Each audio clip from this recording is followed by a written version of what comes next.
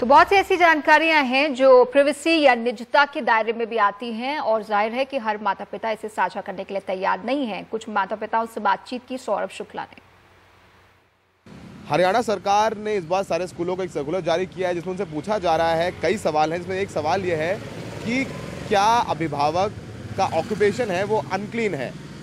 कई सवाल है, आधार कार्ड की डिटेल मांगी जा रही है, पैन कार्ड मांगा जा रहा है, साथ ही बच्चे का अकाउंट नंबर मांगा जा रहा है। तो काफ़ी व्यक्तिगत जानकारियां मांगी जा रही हैं।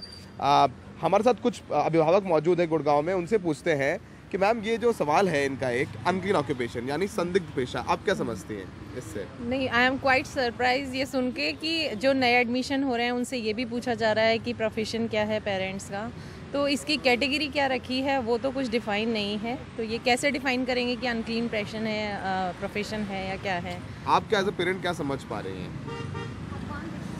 मुझे ये लगता है कि सरकार को इन सब बातों से हट के शिक्षा की तरह, शिक्षा की क्वालिटी पर और उस तरह की चीज़ों को ज़्यादा ध्यान देना चाहिए, और जो ज़्यादा ज़रूरी है इन सब चीज़ों से कुछ भी नहीं होना है। और पेरेंट्स भी काफ़ी इनिवेट होंगे कि आखिर वो क्या करें यहाँ पर इन चीज़ों को। मैम उन्होंने जब लिखा कि अनक्लीन ऑक्यूपेशन, यानी मतलब आप जब फॉर्म पढ़ते हैं तो आपको पहले दिमाग में क्या आता है, मतलब कि आप क्या पूछना चाह रहे हैं? आपको आप सरकार की कुछ मानसिकता समझ पा रही हैं इस सवाल से?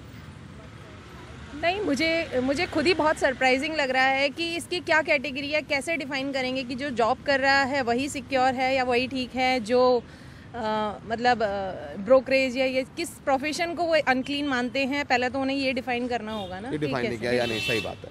और भी अभिभावक है सर, ये जो डिटेल्स मांग रहे हैं इस बार फिर से यही सवाल मैडम से पूछा है, वही मैं आपसे पूछ रहा हूँ कि अनक्लीन ऑक्यूपेशन से आप क्या एज ए पेरेंट क्या समझते हो, क्या जानना? मुझे लगता है ये जो टर्म है किसी अनक्लीन मानसिकता वाले आदमी की देन है। सरकार में बैठा हुआ है कौन है, उसको समझ नहीं है कि क्या पूछ रहा है, किससे पूछ रहा है। स्कूल है, ये ऐसी इन्फॉर्मेशन कलेक्ट करने का कोई सोच नहीं है।